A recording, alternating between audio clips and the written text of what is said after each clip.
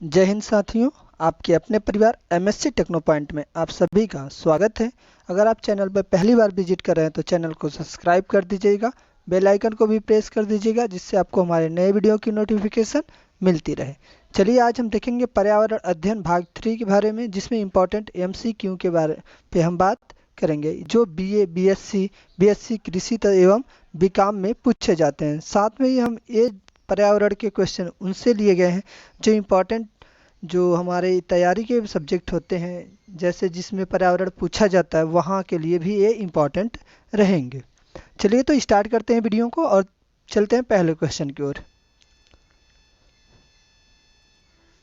पहला क्वेश्चन कहता है कि निम्न में से किस राज्य में कोई समुद्री तट नहीं है। पूछ रहा है किस राज्य में कोई समुद्री तट नहीं है, आपको ये बताने हैं।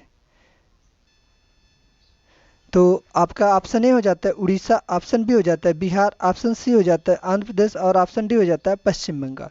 तो इसका राइट आंसर क्या होगा, आपको ये बताने हैं कि इसका सही आंसर क्या हो जाएगा। तो इसका राइट आंसर हो जाता है हमारा बिहार। बिहार एक ऐसा राज्य है जिसमें कोई समुद्री सीमा से साझा नहीं करता है। ठीक है, चलिए अगले क्वेश्चन की ओर चलते हैं।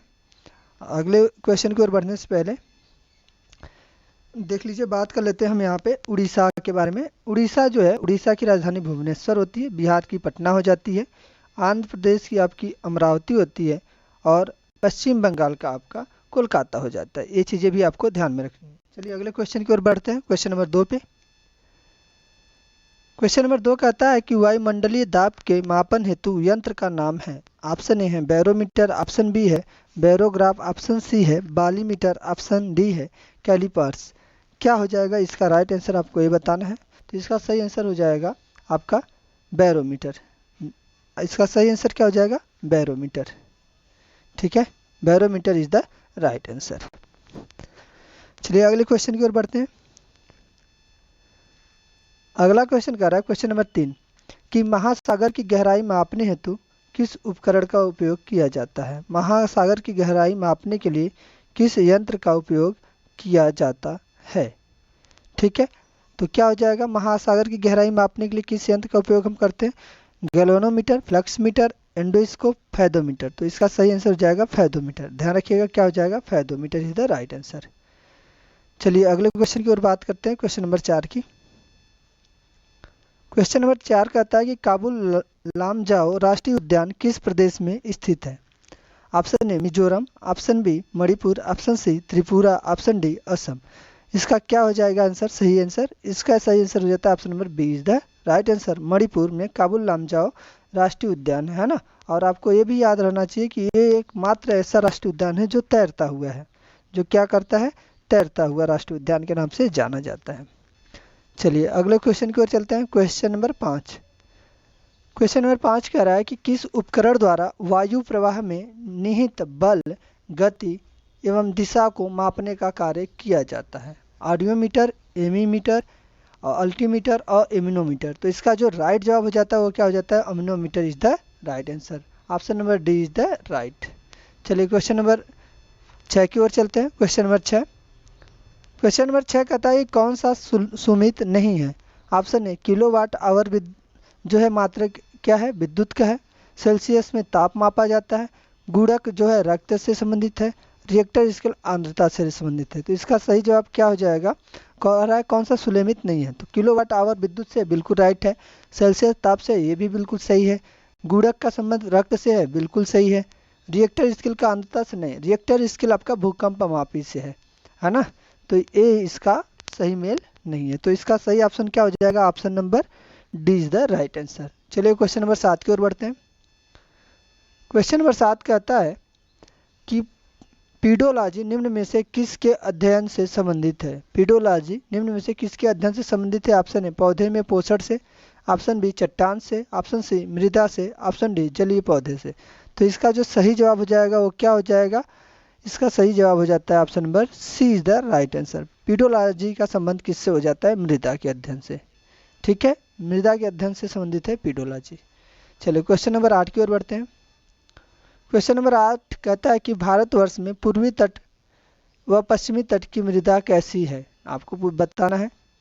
एलुवियल है, कपास उत्पादन में प्रयुक्त काली मिट्टी लाल एवं पथरीला है, लेटराइट है। तो इसका जो सही जवाब हो जाता है वो क्या हो जाता है? Option number D is the right answer, laterite मिट्टी होती है। चलिए अगले क्वेश्चन की ओर चलते हैं। Question number 9। क्वेश्चन नंबर 9 कहता है कि एक धातु जो प्राकृतिक रूप से पर्यावरण में पाई जाती है ऑप्शन ए पारा, option B sodium, option C calcium, option D सीसा।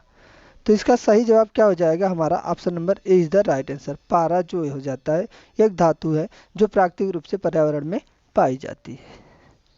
चलिए क्वेश्चन नंबर 10 की ओर चलते हैं। क्वेश्चन नंबर 10 पे बात करते हैं। क्वेश्चन नंबर 10 कहता है कि भारतीय जैव विविधता अधिनियम संसद द्वारा पारित किया गया है। ऑप्शन ए 1992 में, ऑप्शन बी 1996 में, ऑप्शन सी 2000 में, ऑप्शन डी 2002 में।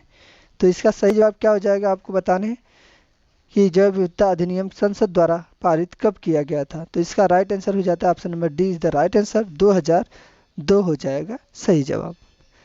चलिए क्वेश्चन नंबर 11 की बात करते हैं। क्वेश्चन नंबर 11, किसी न्यूक्लियर रिएक्टर के लिए निम्न पदार्थ को मॉडरेटर के रूप में प्रयुक्त किया जाता है। मॉडरेटर के रूप में आपको बताना है क्या यूज किया जाता है। ऑप्शन ए है थोरियम, ऑप्शन बी है ग्रेफाइट, ऑप्शन सी है रेडियम, ऑप्शन डी है सामान्य जल। तो इसका सही जवाब क्या हो जाता है? सामान्य जल। सामान्य जल जो होता है हम यूज करते हैं मॉडरेटर के रूप में किसी नाभिकीय रिएक्टर में। ठीक है, चलिए क्वेश्चन नंबर 12 की ओर चलते हैं। क्वेश्चन नंबर 12 कहता है कि नाइट्रस ऑक्साइड जिसे लाफिंग गैस भी कहा जाता है के कारण पर्यावरणविदों में चिंता व्याप्त है, क्योंकि नाइट्रस ऑक्साइड जो है लाफिंग गैस है, इसके कारण क्यों ऐसा है? ऑप्शन ए है निम्न आंद्रता पर यह कैंसर कारक हो सकता है, ऑप्शन बी है यह फोटो केमिकल स्मार्ट उत्पन्न करता है, ऑप्शन सी यह एक ग्रीन हाउस गैस है, और ऑप्शन डी इनमें से कोई नहीं। तो इसका सही जवाब क्या हो जाता है? ये आपका राइट आंसर होता है option number C is the right answer. यह एक ग्रीन हाउस गैस है जिसकी वजह से पर्यावरणविद क्या करते हैं? चिंता इस पे जाहिर करते हैं।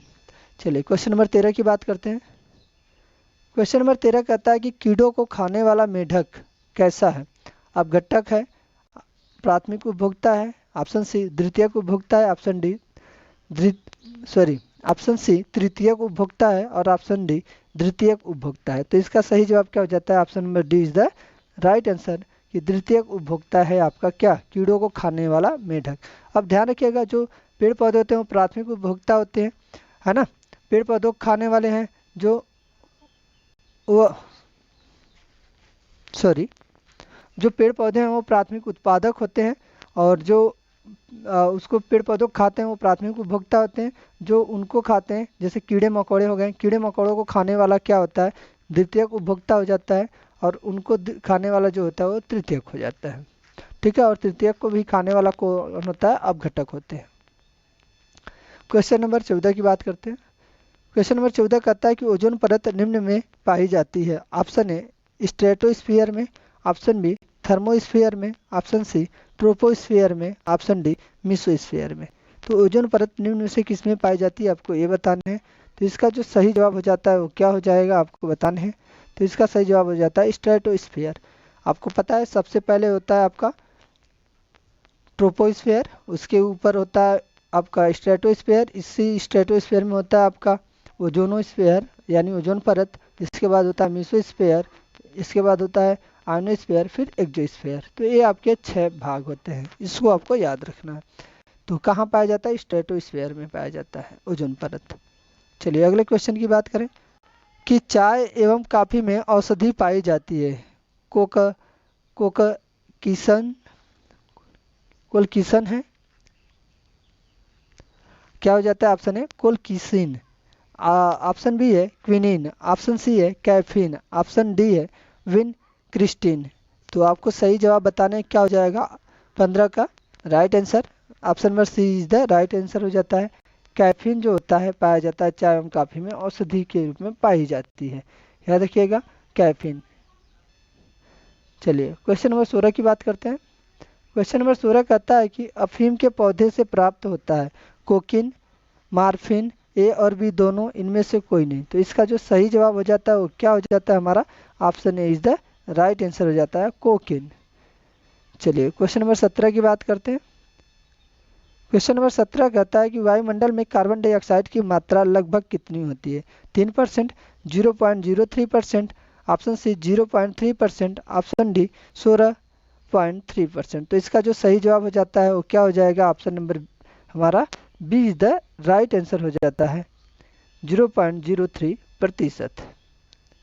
चलिए क्वेश्चन नंबर 18 की ओर बढ़ते हैं। क्वेश्चन नंबर 18 क्या कहता है? बालू में उगने वाले पौधे हैं। बालू में कौन से पौधे उगते हैं? मेसोफाइट्स, ऑक्सिलोफाइट्स, हाइड्रोफोफेट्स और जीरोफाइट्स। तो इसका जो सही जवाब हो जाता है वो हमारा क्या हो जाता है? Option number D is the right answer. Xerophytes जो पौधे होते हैं वो बालू में उगने वाले पौधे होते हैं। क्वेश्चन नंबर 19 कह रहा है कि गटर यानी घेंघा रोग किसकी कमी से होता है? आयोडीन की कमी से, कैल्शियम की कमी से, फास्फोरस की कमी से, पोटेशियम की कमी से। तो इसका एकदम आसान सा सवाल था, क्या हो जाएगा? आयोडीन की कमी से घेंघा रोग होता है। चलिए क्वेश्चन नंबर 20 की बात करते हैं। कह रहा है कि असुरक्षित यौन संबंध मुख्य कारण किसका है? असुरक्षित यौन संबंध, option A AIDS, option B श्वास रोग, ऑप्शन सी जनसंख्या वृद्धि, ऑप्शन डी हृदय रोग। तो इसका सबसे सही आसान जवाब हो जाएगा एड्स होता है असुरक्षित यौन संबंध का मुख्य कारण। चलिए क्वेश्चन नंबर 21 की बात करते हैं। क्वेश्चन नंबर 21 कहता है कि नर्मदा बचाओ आंदोलन के केंद्र में निम्न का विरोध किया। नर्मदा बचाओ आंदोलन के केंद्र में निम्न का विरोध क्या किया गया था? साइलेंट वैली परियोजना का, टिहरी बांध परियोजना का, सरदार सरोवर बांध का, इनमें से कोई नहीं। तो कौन सा हो जाएगा? Option number C is the right answer, Sardar Sarovar बांध था, है ना। मेघा पाटेकर के द्वारा ये किया गया था नर्मदा बचाओ आंदोलन। चलिए क्वेश्चन नंबर 22 की ओर चलते हैं। क्वेश्चन नंबर 22 कहता है कि ग्रीन कंज्यूमर दिवस किस तिथि पर मनाया जाता है?